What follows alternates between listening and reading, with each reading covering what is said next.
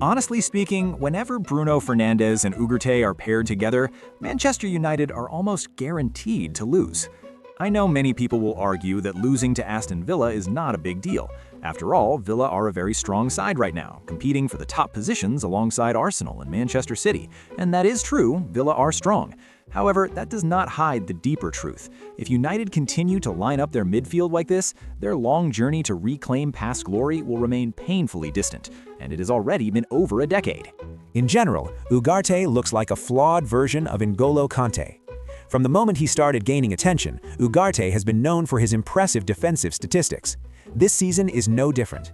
After around 1,700 minutes played, he averages 3.88 tackles, 1.36 interceptions, and 1.66 blocks per 90 minutes. All of these numbers sit in the 80th to 90th percentile among midfielders, which clearly shows how frequently he engages in defensive actions. There are two main reasons behind this high defensive output. First, Ugarte has immense energy. He can press and contest duels non-stop from the first minute to the last, all over the pitch. He also reads danger well and has a good instinct for where trouble might arise. Second, in some matches he is introduced late as a substitute. Fresh legs against tired opponents naturally inflate his defensive numbers. When United bring on a midfielder late in the game, everyone knows the purpose: defend, not build play. But attempting tackles and executing them effectively are two very different things. Ugarte tackling is neither clean nor intelligent in the way Conte once was. Even when he wins the ball, his follow-up actions are noticeably clumsier. He looks aggressive and physical, but not sharp or efficient. In short, he senses danger well, but his basic defensive execution is deeply problematic. Take an example from the match against Tottenham. Odobert is on the ball, facing the touchline and looking towards Udogie. The most dangerous movement is obvious.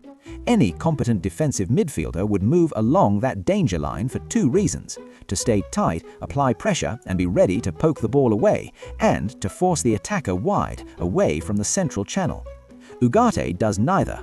He keeps too much distance, applies zero pressure, and completely fails to track the most dangerous running lane. Odobert does not need a skill move or a burst of pace, just a simple body feint, and he is gone. Yes, every player makes mistakes. Footballers are human. But mistakes this basic, repeatedly in elite-level matches, are very hard to excuse. I often compare Ugarte to Kanté because, like Kanté, he cannot play as a single pivot. A while ago, I still believed that with proper coaching, he could eventually develop into a proper number 6. But it has been 2 years and nothing has changed. If I was wrong before, I admit it. This has been extremely disappointing. The first duty of a central defensive midfielder is to protect the central zone. And yet, time and time again, the middle of the pitch is completely empty. Where is Ugarte? Charging forward to press. Even if that press actually worked, it might be acceptable. But it does not. The distance is wrong, teammates are already nearby, and he blocks no passing lanes. One simple through ball and United are exposed. He is out of position and forced into a desperate recovery run. In the most recent match, United were defending in a 3-3-3 shape, leaving the midfield wide open. Again, where is Ugarte? The second rule of being a central defensive midfielder is simple: do not lose the ball. You operate under pressure, surrounded on all sides, close to your own box. Losing possession there is deadly, and ball security has never been Ugarte's strength. In this sequence, United actually built up quite well. The two number 6s positioned themselves diagonally with the center backs to create passing lanes. After receiving the ball, Ugarte had multiple options: pass to Bruno, switch to the wing, play into the half space. There was space everywhere. Aston Villa barely pressed. Yet Ugarte miscontrolled the ball, lost possession, and United were immediately hit on the counterattack, 5 versus 3 near the start of the match. They were lucky not to concede. That sums it up. Not only is Ugarte underwhelming, he is also completely incompatible with Bruno Fernandes. Bruno is aggressive, hard-working, and emotional, much like Ugarte. But Bruno is also not a good presser. On paper, he played as one of the two number 6s, yet nobody expects him to hold position. Either he does not know how, or doing so would waste his strengths. In reality, Bruno plays like a number 8, constantly roaming, charging forward, attempting risky passes.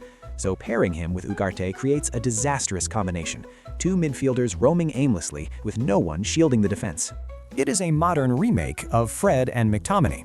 If there are no other options, fine, but choosing two midfielders who lack positional awareness and defensive discipline is basically inviting the opponent to attack you freely, especially against a team like Aston Villa, who are excellent at shooting from distance.